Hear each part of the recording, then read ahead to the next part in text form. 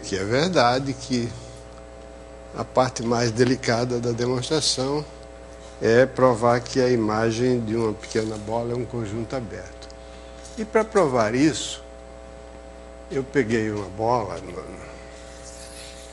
na qual a minha aplicação é injetiva e tem derivada diferente, a derivada injetiva em todos os pontos, e olhei para a imagem, peguei um ponto aqui na imagem, que era a imagem do centro da bola, e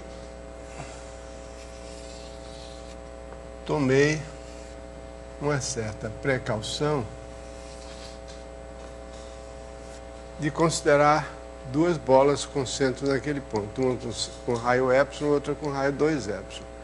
Depois me ocorreu que durante a demonstração eu não fiz uso dessa cautela inicial. E ninguém parece ter percebido. Vocês perceberam que há necessidade realmente de considerar duas bolas em vez de uma só? Não. Porque o ponto é que nós tínhamos que usar o lema segundo o qual, se você tem uma aplicação cuja derivada é sobrejetiva, então você olha para uma aplicação cuja derivada é sobrejetiva, então num ponto, então você olha para essa aplicação, se a derivada é sobrejetiva, então o menor, como é que é?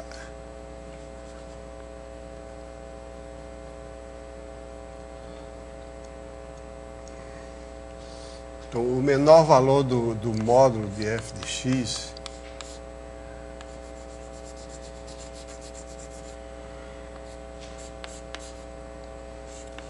é só quando ele é zero.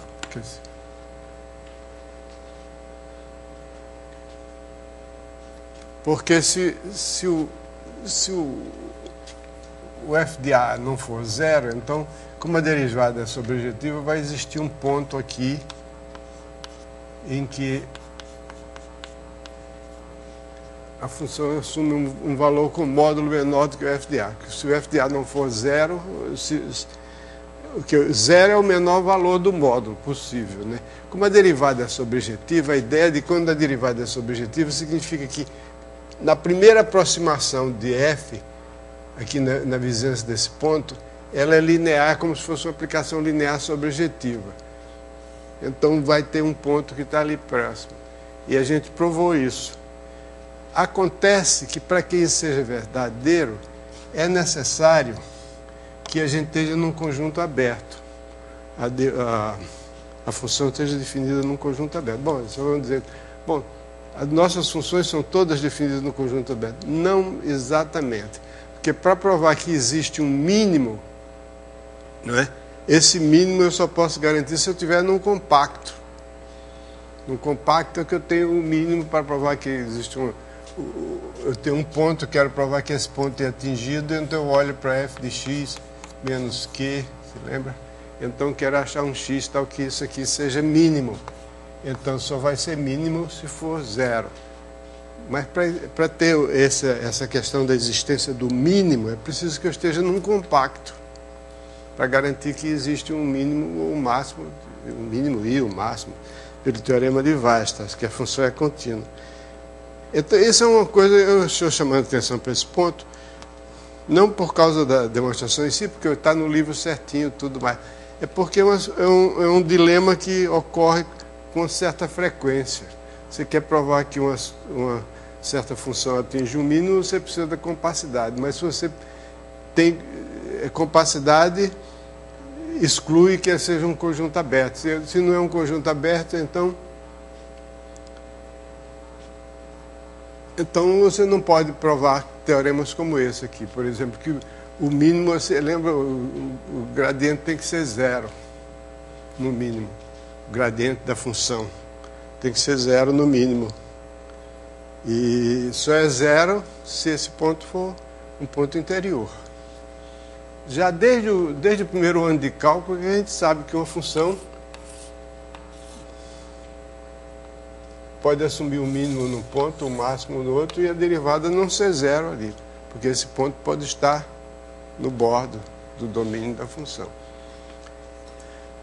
E então a questão aqui é esse epsilon aqui, esse 2 epsilon, foram tomados para garantir que o mínimo da distância do f de x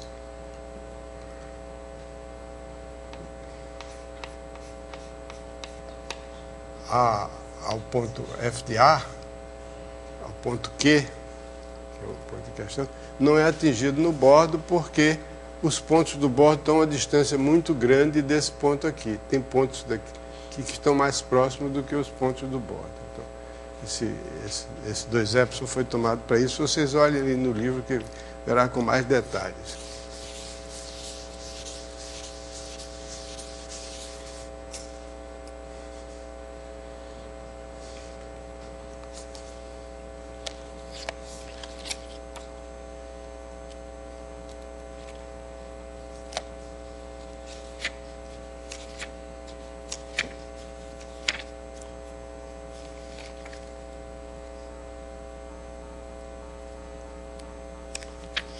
Os detalhes estão na página 116. Bom, outra coisa que, para completar esse parágrafo da aplicação inversa, tem tem 2 pontos que me parecem interessantes em que essa noção da existência da aplicação inversa é utilizada. Um é a existência de raiz quadrada de uma matriz. É claro, quando você tem uma matriz A, uma raiz quadrada de A é qualquer matriz cujo quadrado é igual a A. Como o determinante do produto é o produto dos determinantes, se uma matriz tem raiz quadrada, o seu determinante é não negativo, necessariamente. Uma matriz de determinante negativo não pode possuir raiz quadrada. Estou falando tudo real, no campo real. Porque o determinante de A vai ser igual ao determinante de x ao quadrado. Então, uma condição necessária para que uma matriz possua raiz quadrada é que ela tenha determinante positivo, pelo menos não negativo. A recíproca é falsa. A gente vê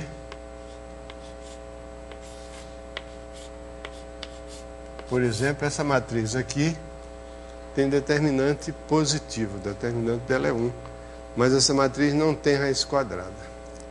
Aqui no livro está enunciado isso sem demonstração, porque eu acho que todo mundo que lê esse livro tem condição de escrever uma matriz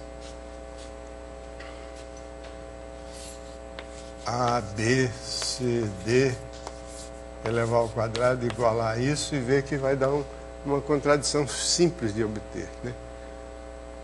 É só fazer a conta aqui, ver que tem um produto que é zero, então um dos fatores é zero, assim, qualquer um dos dois que seja zero leva a uma contradição óbvia e imediata. Então essa matriz não tem raiz quadrada. Existe um teorema, importante por sinal, de álgebra linear, que diz que toda matriz simétrica positiva tem, a matriz simétrica positiva, a matriz cuja forma quadrática associada é uma forma quadrática positiva. Ou, em outros termos, é que todos os autovalores são positivos, ou pelo menos não negativos. Toda matriz simétrica não negativa tem raiz quadrada. Aliás, tem uma única raiz quadrada não negativa, né? Mas então, quer dizer, nem toda matriz tem raiz quadrada, mas o fato é o seguinte, que se I é a matriz de identidade, N por N, então existe uma vizinhança da matriz de identidade na qual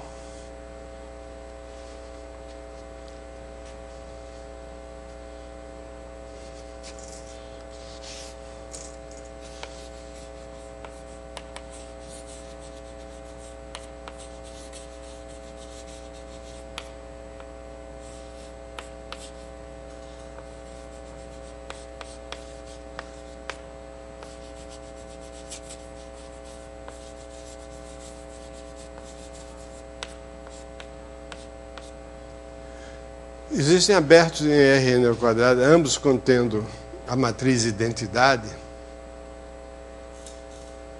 tais que,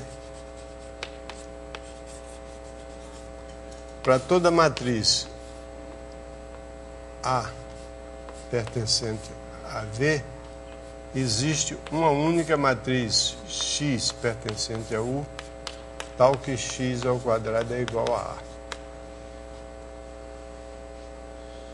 Toda matriz, se eu pegar, aqui está a matriz identidade, então existe um aberto U, contendo a matriz identidade, uma vizinhança aberta da matriz identidade, e outra vizinhança aberta aqui também, tal que toda matriz aqui tem uma raiz quadrada.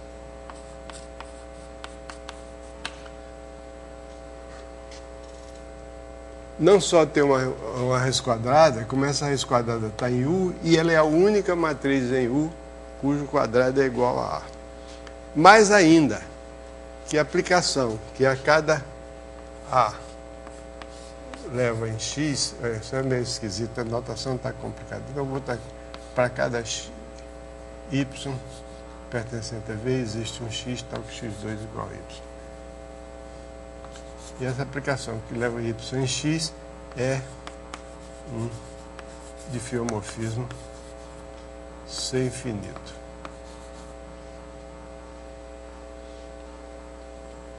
Então, toda matriz suficientemente próxima da identidade tem uma raiz quadrada.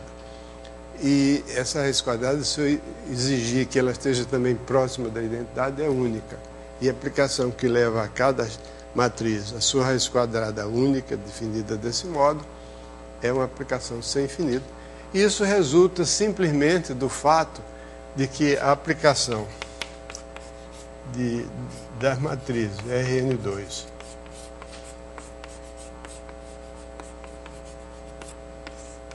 que a cada matriz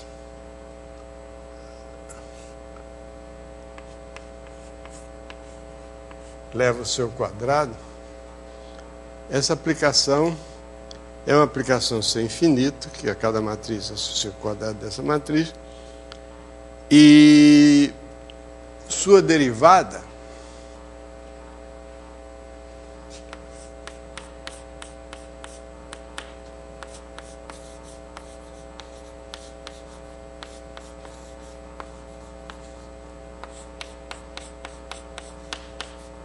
é a transformação linear que a cada matriz V faz corresponder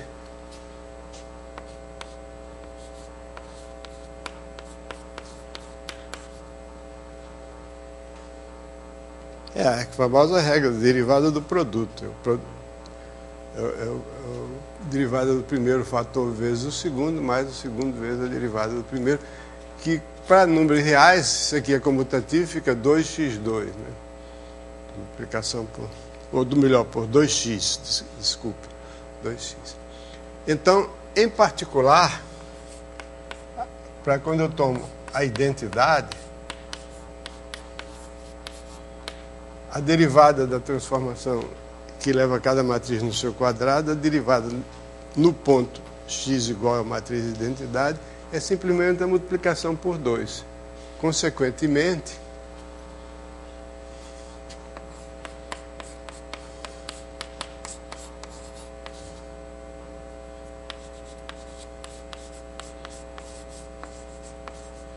é um isomorfismo.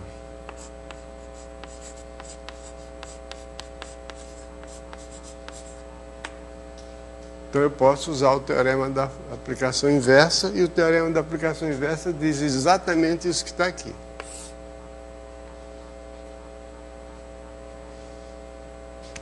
Ok? Então, uma maneira de uma aplicação simples do teorema da aplicação inversa. Aliás, não tinha que ser quadrado, podia ser uma potência P qualquer, porque a derivada, se você tomar aqui a aplicação que leva a cada matriz na sua pésima potência, vocês sabem qual é a derivada dessa aplicação? Por exemplo, F é a transformação que leva cada matriz no seu cubo. F' de x vai ser uma transformação linear de R9 em R9, F' de x aplicada ao vetor, que o vetor no caso é uma matriz, 3×3. Vai dar o quê? Vai dar V vezes x mais x vezes V vezes x mais x vezes Z. Então isso é a derivada. Portanto, a derivada na identidade é 3V. Então toda matriz próxima da identidade tem uma raiz cúbica e assim por diante, para qualquer... Não é difícil imaginar, porque é uma aplicação trilinear, a multiplicação de 3 fatores. Né? Outra utilização do teorema da aplicação inversa é no estudo dos pontos críticos de funções diferenciáveis, que é um estudo importante, muito importante em matemática, que é o ponto inicial de uma teoria chamada teoria de Morse. A teoria de Morse estuda os pontos críticos de uma função definida numa superfície e determina, dá limitações para a existência desses pontos críticos, limitações essas baseadas na topologia da superfície. É uma teoria muito importante em várias áreas da matemática. Um passo inicial na teoria dos pontos críticos é que os pontos críticos não degenerados são isolados. Quer dizer, se você tem uma função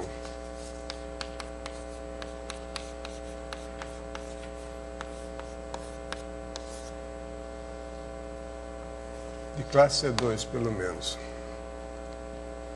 em um ponto crítico,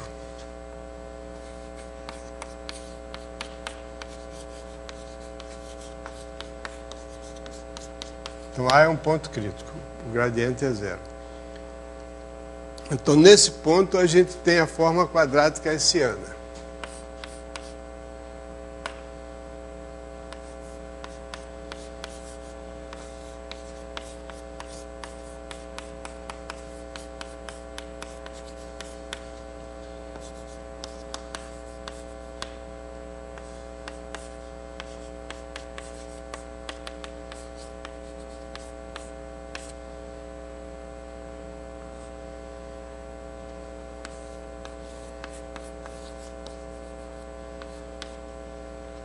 Forma quadrática hessiana, se for não degenerada, quer dizer, se a matriz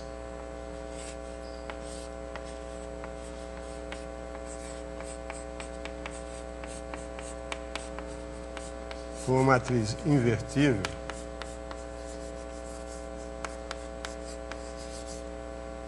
então, quando a matriz é invertível, então a gente diz que o ponto crítico é um ponto crítico não degenerado.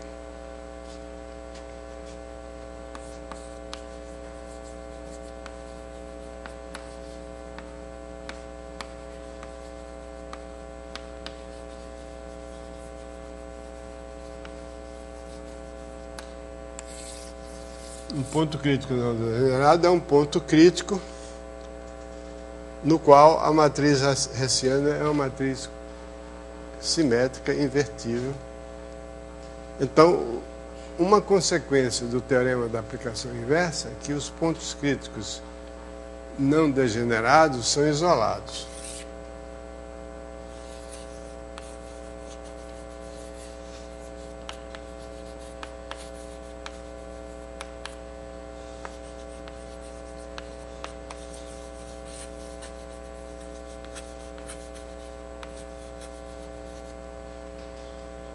mais do que eles serem isolados um do outro, eles são isolados no conjunto dos pontos críticos.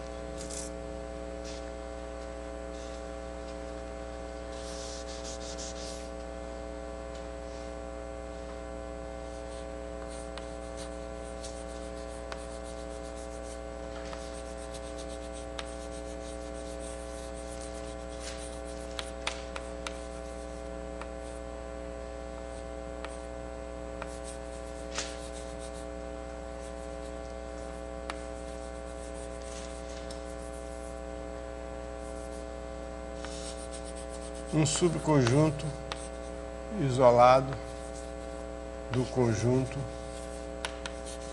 dos pontos críticos.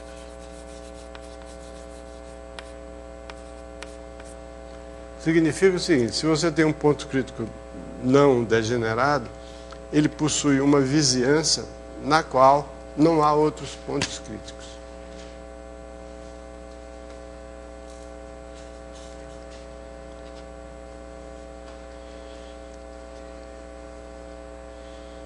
Porque se você tem uma função de classe C2, a ela fica associada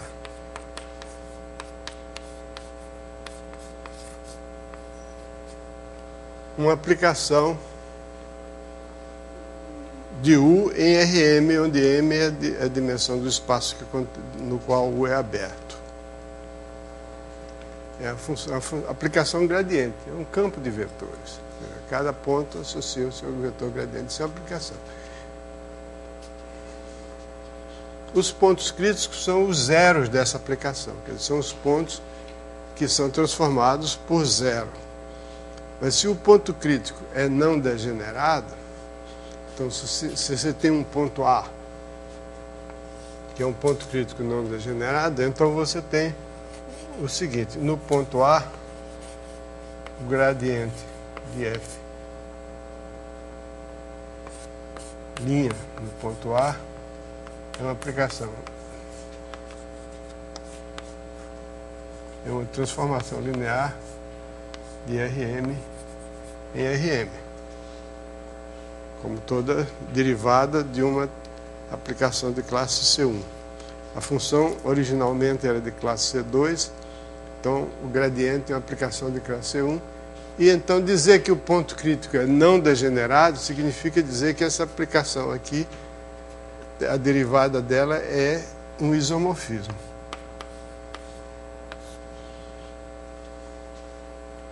Se o ponto crítico é a mesma coisa que dizer que o ponto crítico é não degenerado, é dizer que aquela aplicação é um isomorfismo. Então, pelo teorema da aplicação inversa, essa função aqui,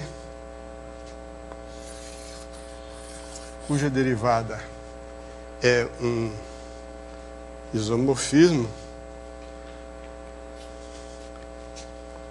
ela é, vou escrever aqui o A, existe uma bola do centro A,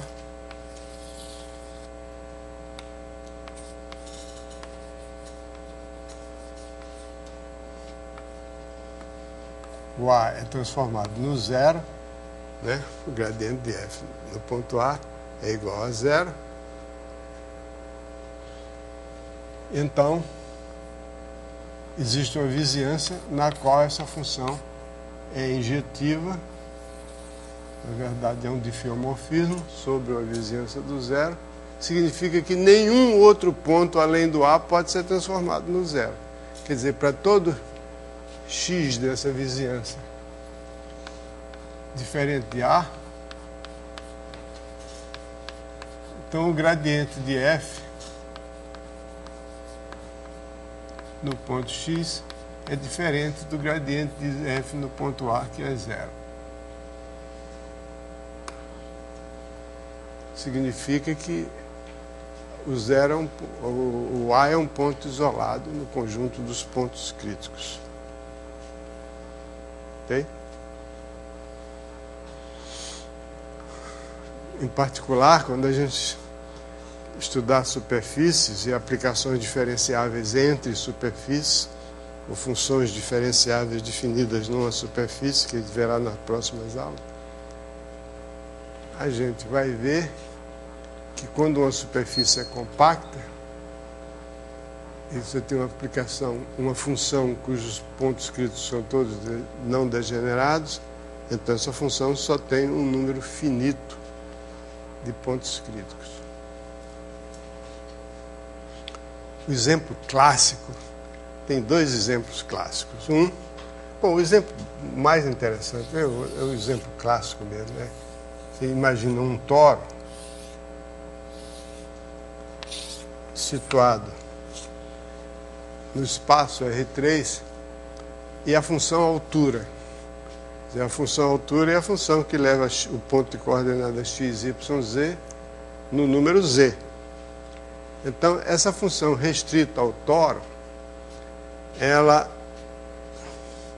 tem 4 pontos críticos. Nós sabemos disso, que é uma função restrita, o ponto crítico de uma função restrita à superfície é o conjunto dos pontos em que o gradiente da função, porque o gradiente da função altura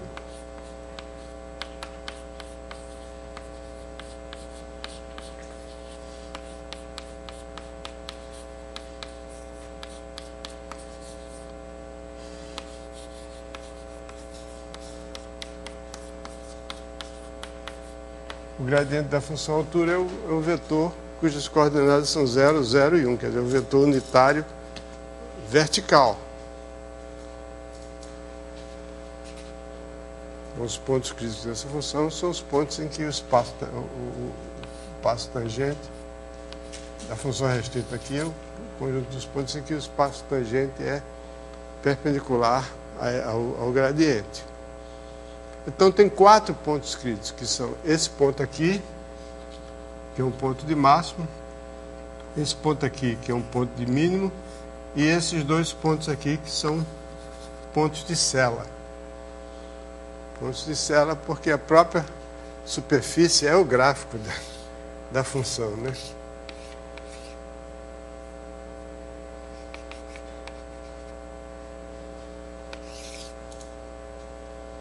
Pode ter um máximo nessa direção e um mínimo na outra direção. Muito bom. Então isso é para fazer o acabamento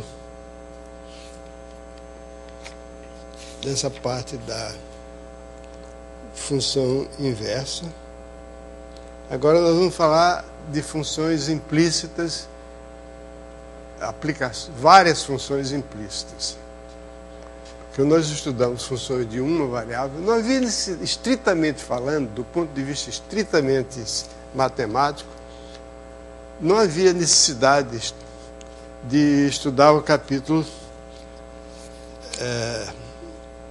3 e 4, porque ele está contido aquilo que a gente vai dizer, mas sei lá, eu gosto mais de explicar as coisas com mais detalhes. Acho que depois a razão principal é que você isola o conceito de gradiente, que é um conceito que merece interesse por si mesmo, e se você tratar funções com valores reais juntamente com as outras, aí o gradiente fica perdido no meio das coisas, não fica bem devidamente destacado. Bom, então nós vamos começar com várias funções implícitas. Quer dizer, a gente tem, classicamente, o que se tem é o seguinte: você tem N funções. Se você pegar em qualquer livro de análise antigo,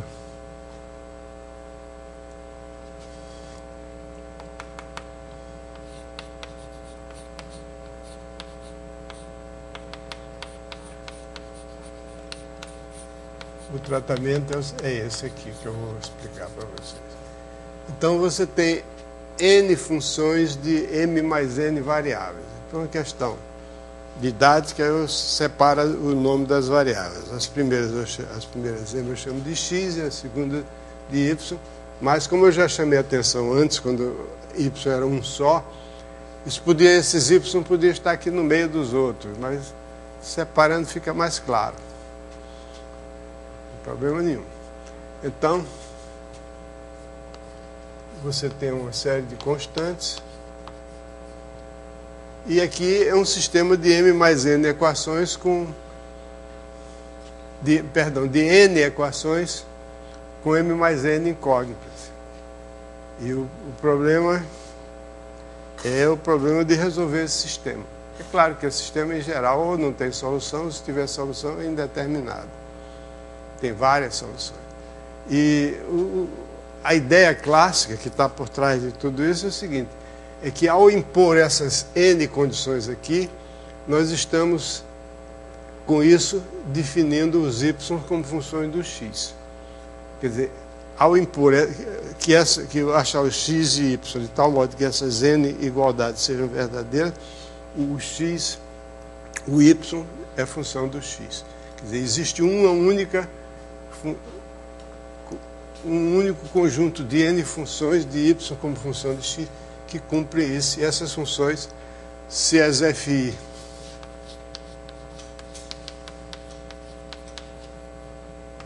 são de classe CK, esses y vão ser funções de classe CK e x. Claro que eu estou falando vagamente, mas é bom a gente ter uma ideia vaga e depois saber colocar essa ideia vaga em termos precisos.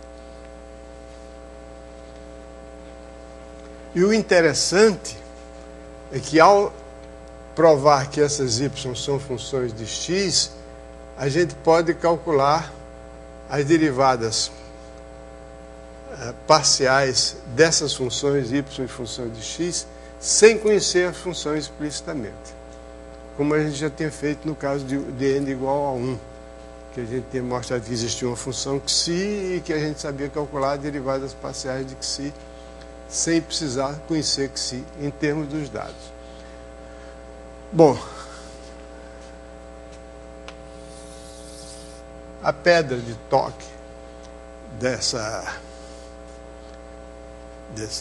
teoria é o chamado teorema chamado da forma local das submersões. Esse nome, forma local das submersões, vai ser explicado mais tarde. Daqui a pouco eu vou dizer o que é uma submersão, mas então a ideia agora é a seguinte: eu tenho um teorema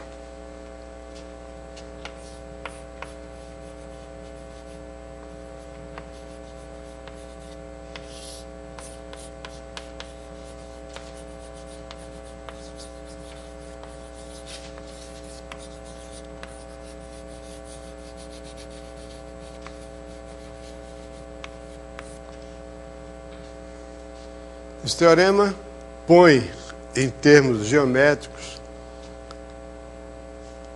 esse problema algébrico aí.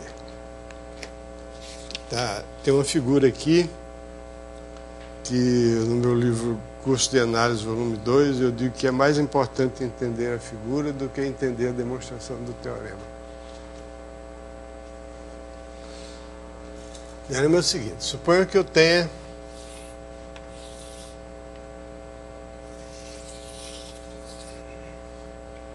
uma aplicação F definida no aberto U, contido em Rm mais N.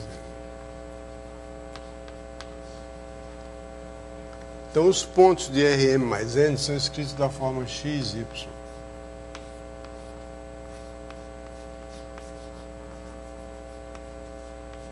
Em que eu estou olhando o Rm mais N como sendo o produto do Rm pelo Rm. Então eu tenho uma função, uma aplicação f de u em Rn. Como sendo uma função f, ela, uma aplicação de u em Rn, ela é dada por suas funções coordenadas, que são em número de n. Então aqui eu tenho no ponto P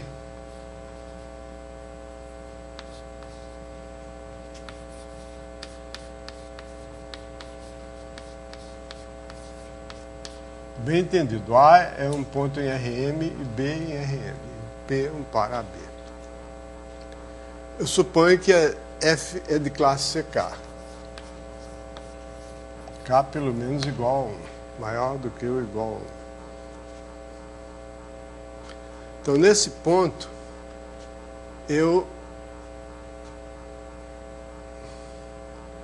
a hipótese é que nesse ponto a derivada de F,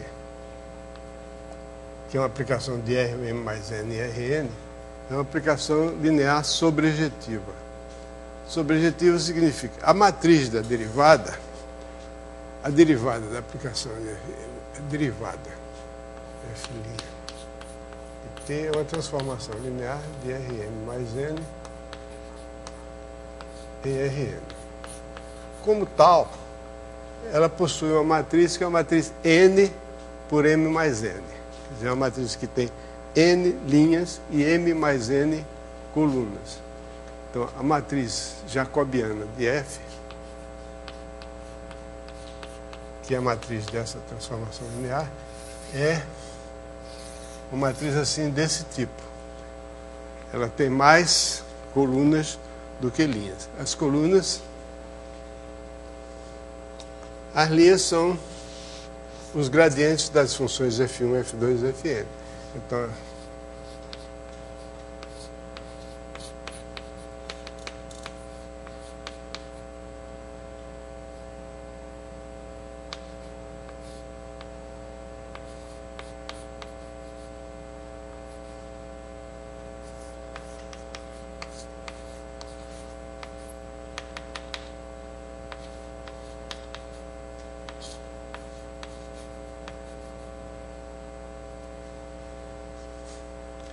e assim por diante.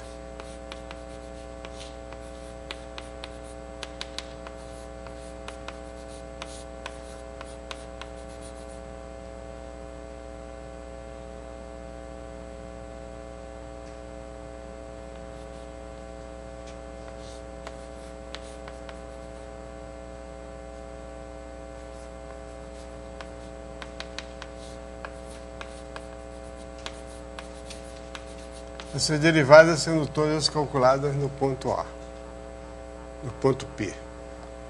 Então aqui, dentro da matriz, existe essa submatriz que é uma matriz quadrada N por N. Então minha hipótese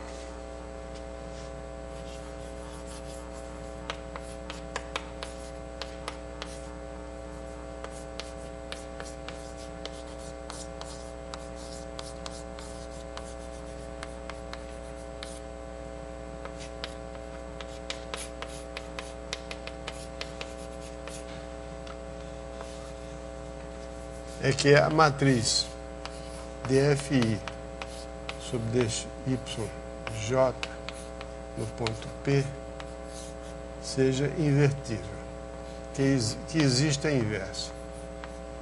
Tem um determinante diferente de zero. É essa matriz aqui. Isso tudo, se vocês estão lembrados do teorema da função implícita no singular, isso significa que a derivada em relação a y é diferente de zero naquele ponto. Agora, a conclusão do teorema é uma conclusão de natureza geométrica. Então existe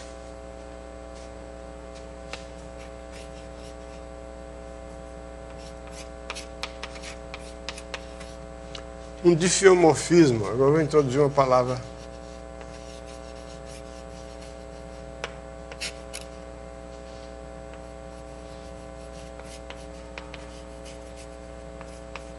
Um difiomorfismo vertical.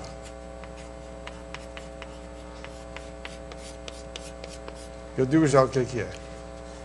H de classe CK também, né? De P vezes W em Z tal que F de H de XW é igual a W. Bom, aí eu tenho que dizer o que é V, o que é W, o que é um fio vertical, o que é Z, tudo. Então, vamos lá. Então, eu tenho RM mais N, que é o produto, eu estou considerando RM mais N como sendo o produto de RM por RM. Então, os pontos de RM mais N têm M coordenadas são X e N coordenadas são Y. Então, aqui eu tomo o RM, o ponto P é AB. A tem M coordenadas e B tem N coordenadas. Então vai existir uma vizinhança V do ponto A em RM, que vai aparecer aqui, uma vizinhança W do ponto C. O que é C? C é F de P. É o valor que a função assume nesse ponto aqui.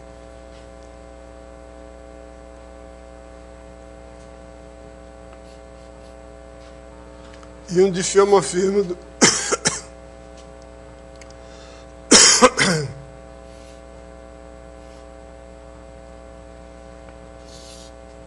do produto cartesiano de V por W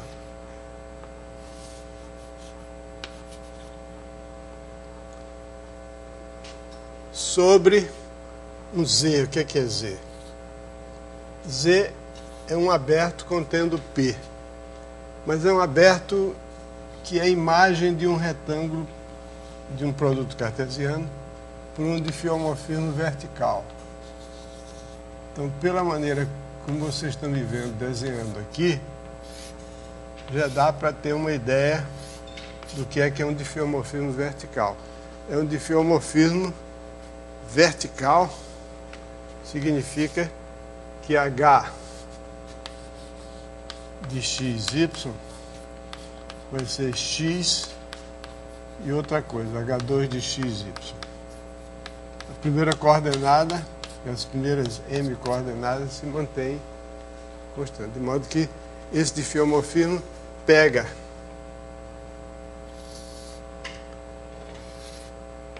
as fatias horizontais aqui e transforma em coisas assim, mas as verticais,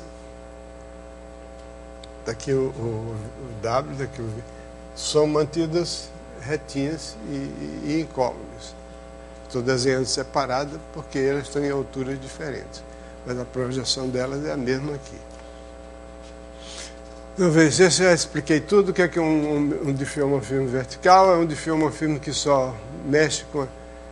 Só tem sentido falar em difiomorfismo vertical quando a gente tem uma separação das coordenadas do espaço em dois grupos, os X e os Y. Então, vertical significa que não mexe com o X. E horizontal seria se não mexe com os Y, mas nós não vamos precisar. Ok, então veja bem. O final de tudo é esse aqui, F composto com H, é isso aqui.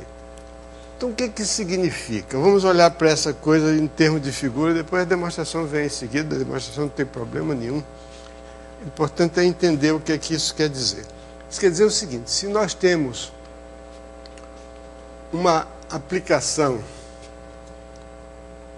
diferenciável, a sua matriz jacobiana é essa aqui, de um espaço de dimensão maior num espaço de dimensão menor, dentro da matriz jacobiana existe um bloco quadrado. Se esse bloco quadrado, formado pelas derivadas das f em relação aos y somente, se esse bloco quadrado é uma matriz invertível, em termos intrínsecos, isso significa que a transformação linear f' de P é sobrejetiva, só isso. Porque se a transformação linear, a derivada, é sobrejetiva, então significa que essa matriz tem posto N. Se a matriz tem posto N, quer dizer, uma certa submatriz dela, N por N, é invertível.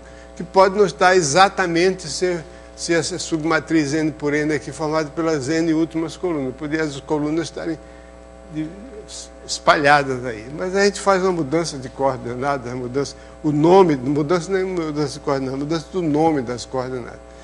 Que era x3, eu chamo de x1 e tal, aí fica as últimas, não faz mal nenhum. Então, eu posso sempre supor que são as últimas, fica mais fácil de escrever. Bom, então, o que é que diz isso? Voltando aqui. O que é que diz geometricamente esse teorema? Então, aqui eu tenho a F. A F leva esse aqui no Rn, aqui é o Rn. E a F composta com H leva um ponto de coordenada x, w, em w. É simplesmente a projeção. Então ele diz o que esse teorema diz? O teorema diz que localmente toda aplicação diferenciável cuja derivada é sobrejetiva é equivalente a uma projeção. É simplesmente pegar e projetar um ponto de coordenada xw, simplesmente, se eu pegar um ponto aqui de coordenada xw, ele vai no w. Esse w aqui é maiúsculo. Ok? Então, mediante esse diffeomorfismo, que é um diffeomorfismo bastante simples, porque ele é vertical, toda transformação, toda aplicação cuja derivada é sobrejetiva pode ser tratada como simplesmente como sendo uma projeção, localmente, na vizinhança de cada ponto.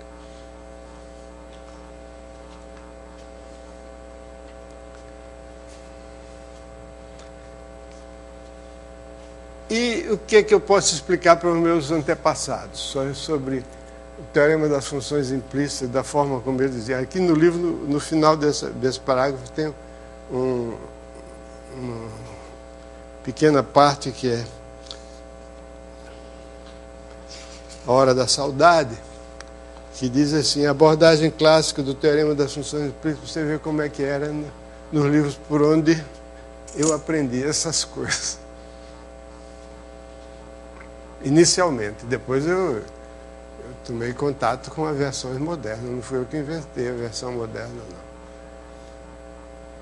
não.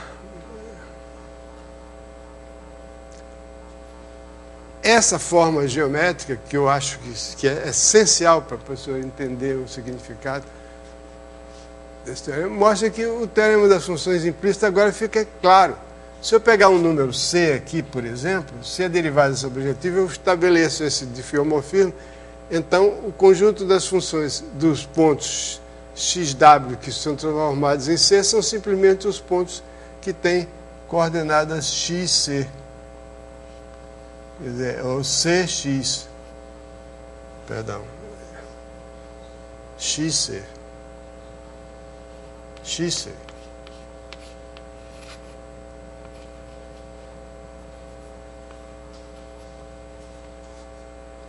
Então, as soluções desse sistema aqui são os pontos da forma xc? Não.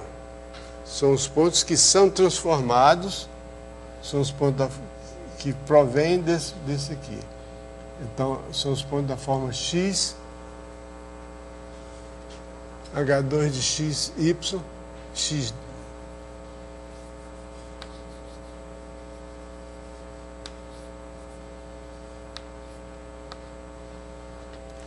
Então, veja bem, se C o que não disse o que quer dizer. C é o ponto cujas coordenadas são x1, C1, C1. Então, as soluções desse sistema de equações aqui são os pontos da forma xc, onde xc, ou melhor, os transformados dele por H.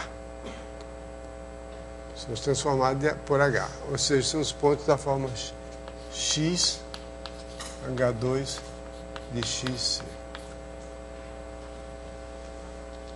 Esse H2 de xc eu posso considerar como sendo ψ de x. Então essa é a função implícita, porque f de x, ψ de x, é igual a f de h de xc, que é igual a c. Muito bem. Eu não sei se eu consegui complicar mais as coisas. A minha ideia era complicar. Não, não era não, claro. Mas talvez tenha complicado, não sei. Vocês entenderam a ideia que está? Só está faltando a demonstração do teorema. Mas até a demonstração do teorema não é a coisa mais importante, porque ele é muito fácil. O mais importante é entender o significado. Quer dizer, toda aplicação de classe CK,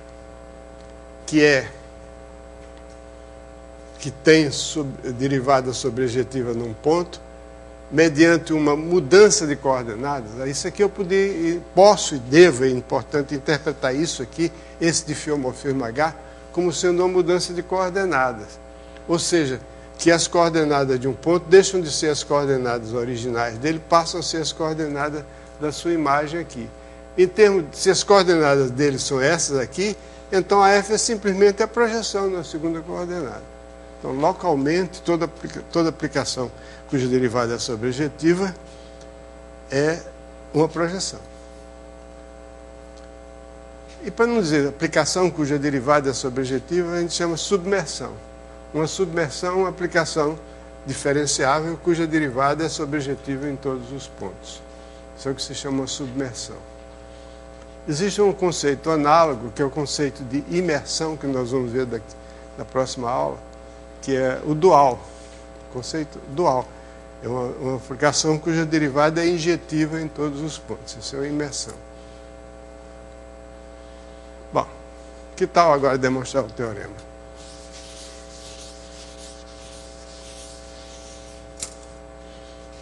Nessa altura vocês nem sabem mais qual é o teorema. Vamos lá. Então, hipótese do teorema. Uma aplicação de classe CK, K é maior do que ou igual a 1, cuja matriz jacobiana tem uma submatriz N por N invertível.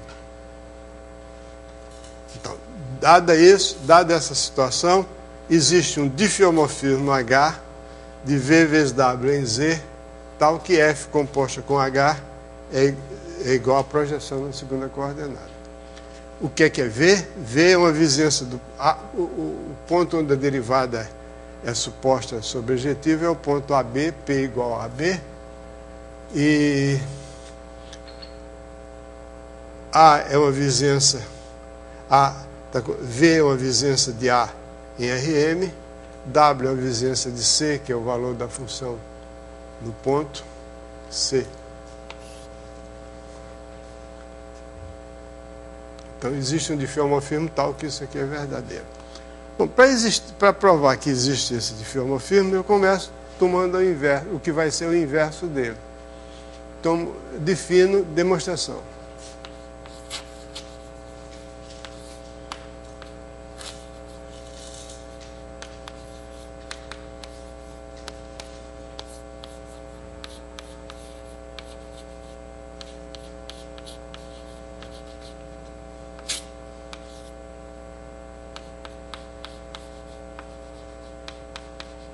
Eu defino uma função, uma aplicação φ assim, φ de x, y é igual a x, f de x, y. Okay? X tem Rm, f tem Rn, toma valores de Rn, então esse é o φ. Então eu tenho o φ.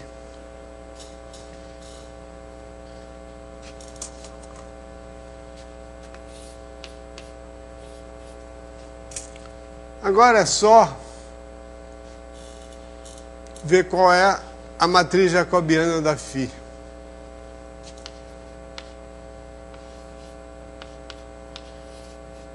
É uma matriz N por M mais N,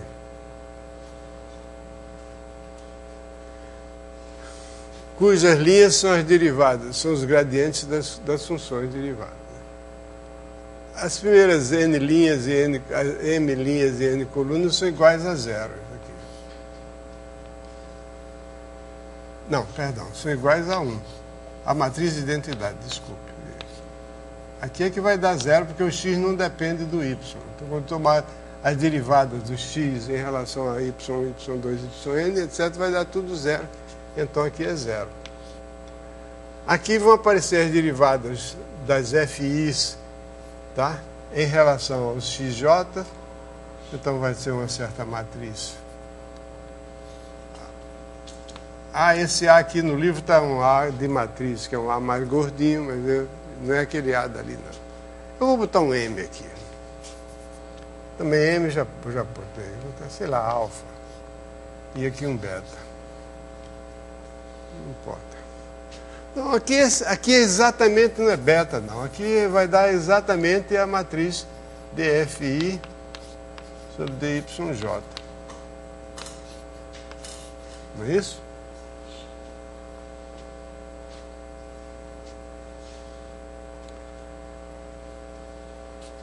Que é, isso aqui é a matriz M linhas,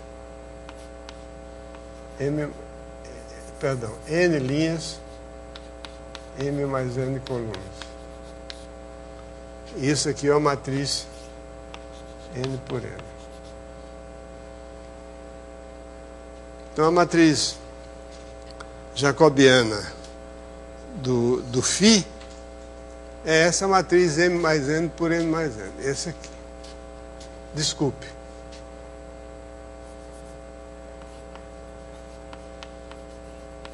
Φ é uma aplicação de um espaço de dimensão M mais N, dimensão M mais N. A matriz M mais N por N mais N. Não tem nada de M ali. Ok? Cujo determinante é igual ao determinante dessa matriz aqui. Que aqui é pela multiplicação de bloco, né, de determinante. Então, o determinante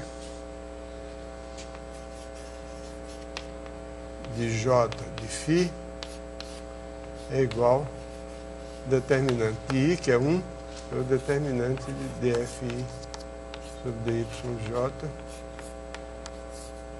que é diferente de zero. Consequentemente, a φ é um diffeomorfismo local, pelo teorema da aplicação inversa. Então, φ transforma uma vizinhança aberta do ponto P numa vizinhança do ponto correspondente a φ de P, que é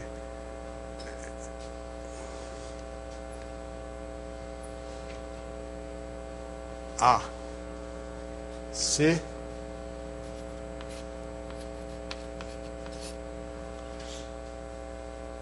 e eu posso tomar, se for necessário, e vai ser necessário, tomar uma vizinhança menor contida nela, que é da forma V vezes W. V vezes W é um aberto pequeno contendo o ponto AC, que está contido na imagem daquele lá. E então, a imagem o φ vai ter um inverso, como φ é um determinado, pela própria maneira como foi definido, φ é uma aplicação horizontal, um diffeomorfismo horizontal. Perdão, vertical. Já não sei mais o que é que eu estou dizendo. É um diffeomorfismo vertical, seu inverso é vertical também, é evidente. Então, o H é o φ inverso. Muito bem. Então, como sendo o inverso de um diffeomorfismo vertical, o H é um diffeomorfismo vertical. Então, o H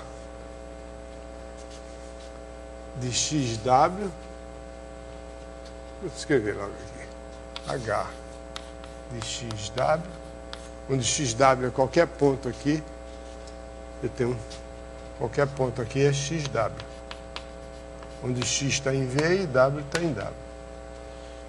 H de XW, H é vertical, então é X H2 de XW. Muito bem, resta provar o que a gente tinha que provar. que não está aprovado ainda. É que f de h de xw é igual a w. Aí eu pego um xw qualquer, pertencente àquele retângulo, v vezes w. Então eu vejo que xw é igual a f do h de xw. Ou é h de f de xw? Não.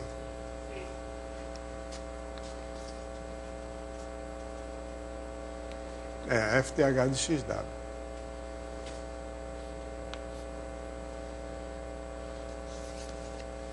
Agora eu me embananei. Isso é uma banalidade.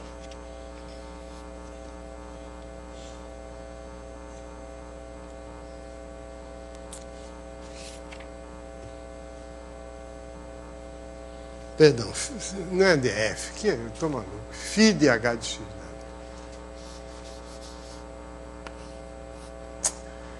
Porque o h, por definição, é o inverso de φ. Então, h de xw é igual a xw é igual a φ de h de xw. Mas φ eu já tenho a definição de φ. De h de xw é x. Como é que está definido x? X, f de h de xw. X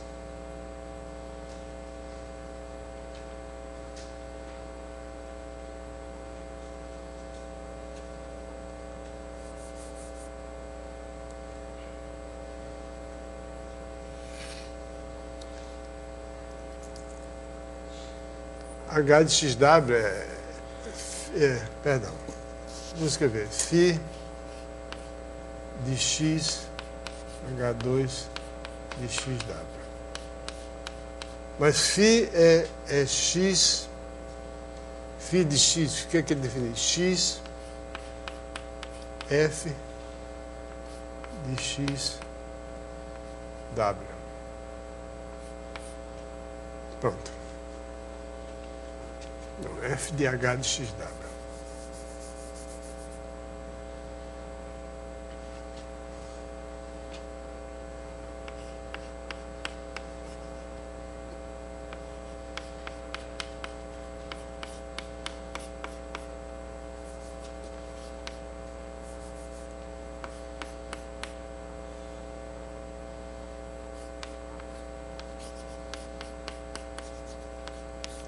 Bom, eu consegui enganar a mim mesmo. Não sei se enganei vocês. Ah, tá certo? Vamos ver. XW é igual a φ de h de XW simplesmente porque o φ é o inverso do h. Aqui eu fiz simplesmente substituir o h de XW pelo seu valor. h de XW é x H2 de XW. Aqui eu usei a definição de φ. φ de x alguma coisa é igual a x f daquela coisa. Daquela coisa do x, aquele negócio lá. Mas isso aqui, x H2 de XW é h de XW. Então está aqui. Muito bem. Então, se isso aqui é igual a isso aqui, a segunda, então W é igual a F do H de XW. Ok? Então, com isso, fica provada a afirmação feita sobre a forma local das imersões, das submersões.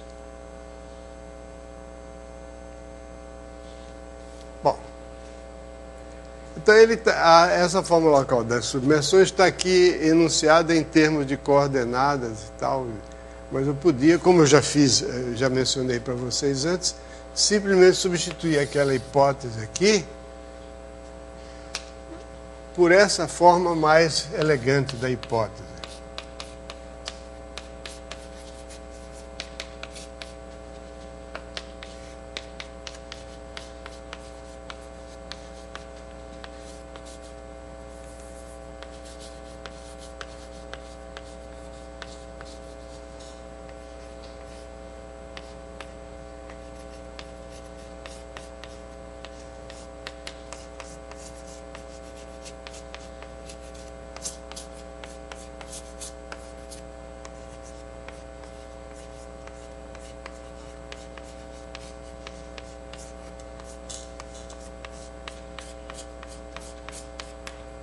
Então, essa aqui é a hipótese, em vez de dizer que a aplicação subjetiva. A derivada é subjetiva. Se a derivada é subjetiva, então vale tudo. Então, uma aplicação cuja derivada é subjetiva é o que se chama uma submersão.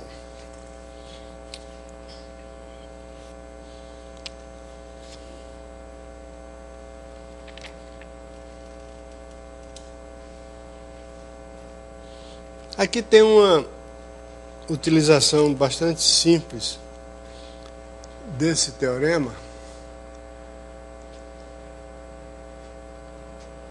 para o fato de que as raízes simples de uma equação algébrica dependem diferenciavelmente dos coeficientes do polinômio. Esse teorema vale para raízes múltiplas também, mas a demonstração é um pouquinho mais longa e requer certas noções que a gente não está vendo agora. Para raízes múltiplas, a ideia é a seguinte: se você tem um polinômio,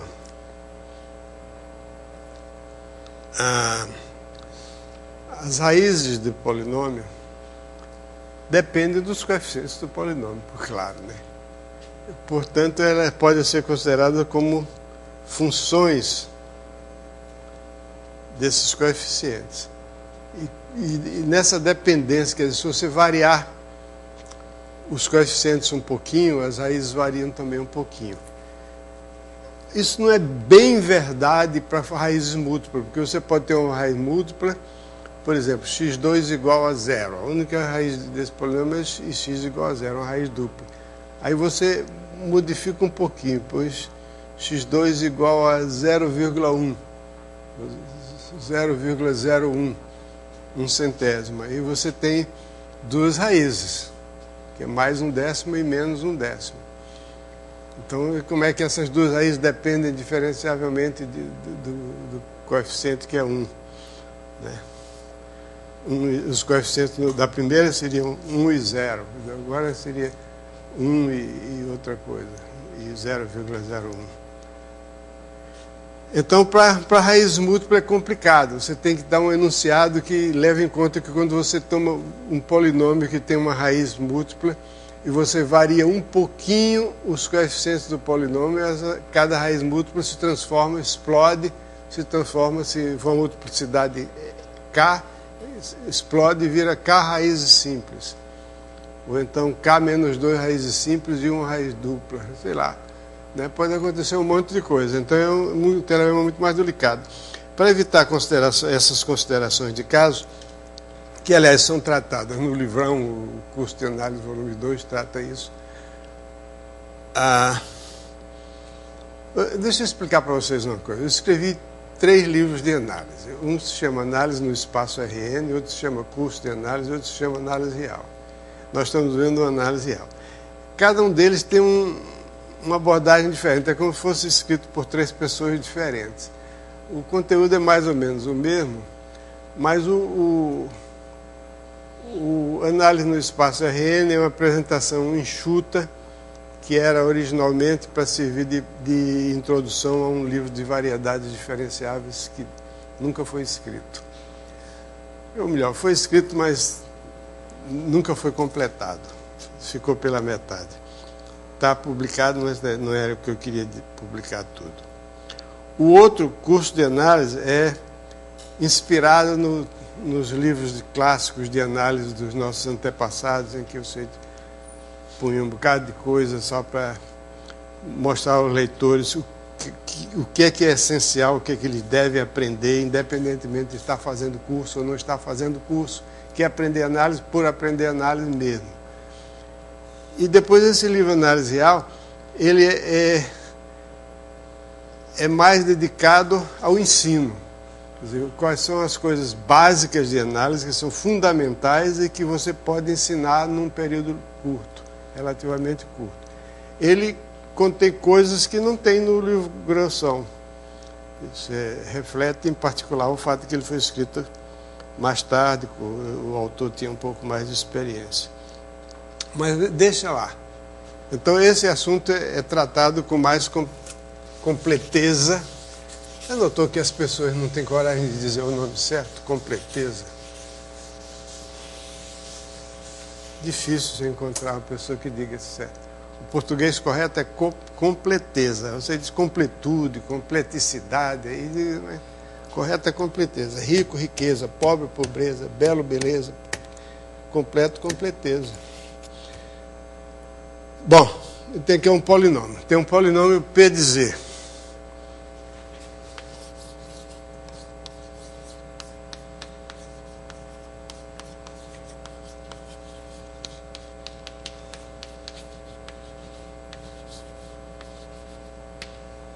Polinômio Z de Z. Então, polinômio complexo. A1, A2, A0, A1, A2 são números complexos, Z é um número complexo. Então, uma raiz simples. C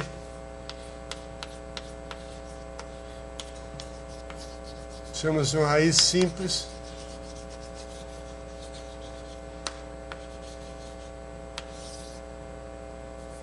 E significa, evidentemente, que P de C é igual a zero. E, portanto, P de Z é igual a Z menos C vezes Q de Z, onde esse Q de C é diferente de zero. Por isso que a raiz é simples. Ok? Então, esse polinômio, para ser mais completo, eu devia escrever, em vez de P de Z, como P índice A de Z, onde A é um elemento do espaço complexo a n mais uma dimensões complexas, portanto, 2n mais duas dimensões reais.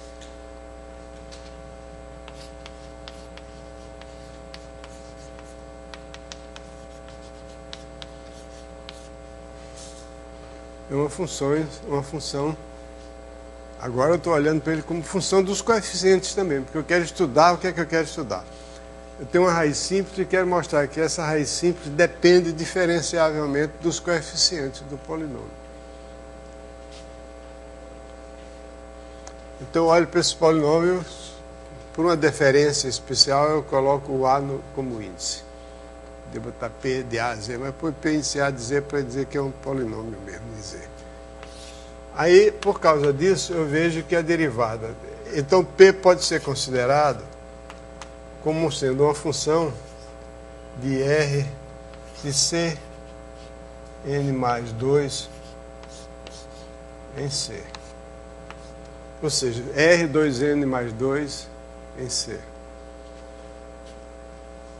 É 2n mais 4, né? Eu tenho n mais 1, n mais 2, 2n mais 4. Não é 2n mais 2. 2n mais 4. Não. Ih, agora, quantas variáveis reais tem aqui? Aqui tem 2n mais 2, está certo. Então é R2n mais 2, mas não tem importância.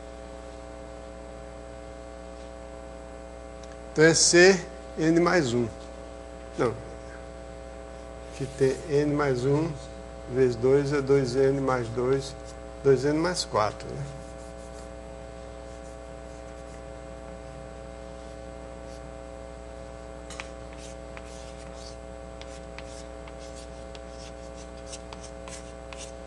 Não importa. Então isso é uma aplicação de R alguma coisa, é 2N mais 4 em R2. Agora, para ver que satisfaz o teorema da função implícita, que eu quero exprimir Z como a equação P de Z, PA de Z igual a zero, quero que isso aqui defina Z como uma função implícita de A. A raiz Z, que é essa igualdade aqui. Então, PA de C igual a zero. Então eu olho para a derivada de P em relação a Z, no ponto C. A derivada é a derivada da função de variável complexa da C. Derivado por Z, Z, ok? Quando eu faço derivada de um fator vezes o segundo fator, mais o primeiro fator vezes a derivada, mais o primeiro vezes a derivada do segundo. Então dá C. Ok? Ou melhor, da Q de C. Que é diferente de zero. Então eu estou nas condições do teorema das funções implícitas. Porque dizer que a derivada complexa é diferente de zero significa dizer que a derivada olhada como transformação linear com valores em R2 é a multiplicação por aquele número complexo. Multiplicação por um número complexo diferente de zero é uma transformação linear invertível. A inversa é a multiplicação pelo inverso do complexo. Então aqui vale o teorema da aplicação implícita. O que, aliás, eu não enunciei, né? Eu falei, mas... Eu falei sim, né? Falei aqui.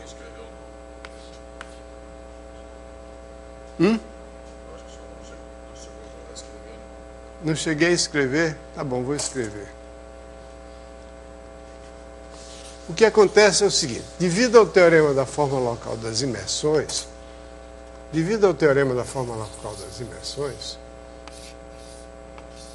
toda vez que você tem um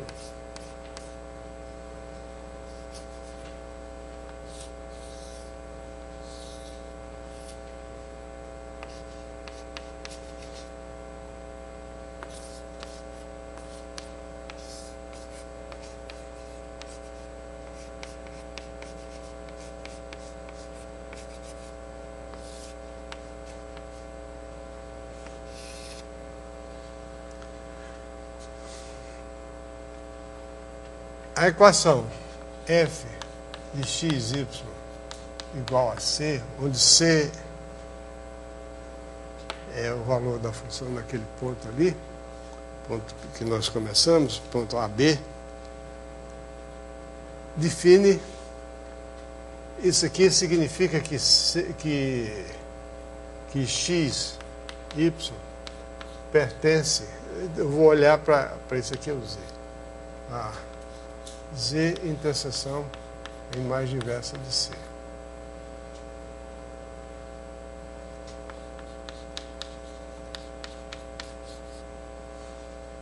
Se você pega um ponto XY pertencente ao aberto Z, no qual a equação f de XY igual a C é satisfeita, significa que Z pertence, XY pertence a isso aqui. Ok?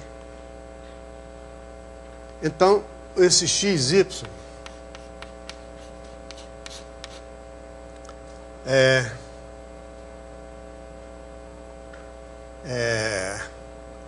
H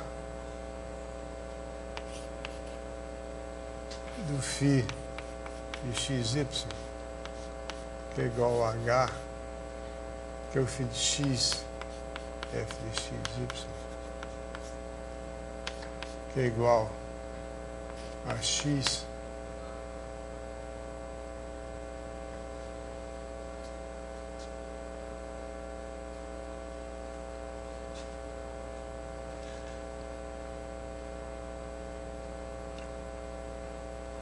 H2 de F de XY.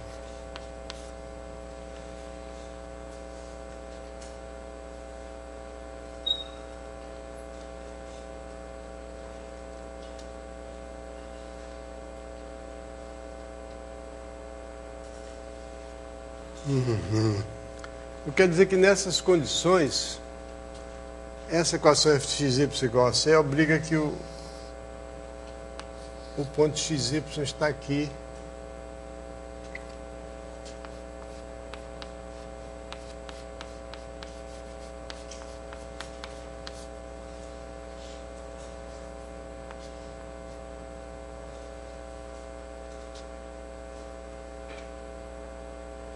f de xy é igual a c.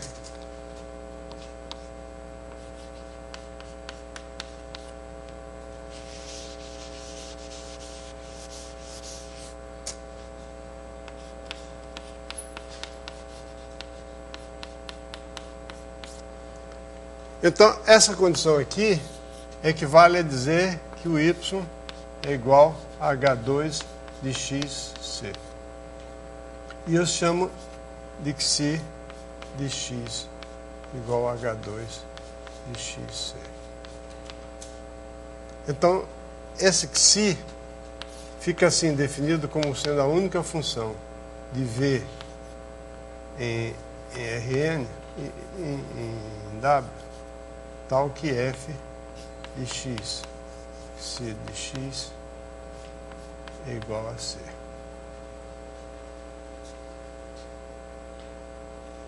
Ok? E essa função é uma função de classe CK. Que essa é a função definida implicitamente pela equação f de xy igual a c. F de xy igual a c, impondo a condição que o x, esse ponto xy, esteja aqui dentro, significa que o conjunto dos pontos tais que f de xy é igual a c é a imagem disso aqui, que é o v vezes o c. Então, isso é o gráfico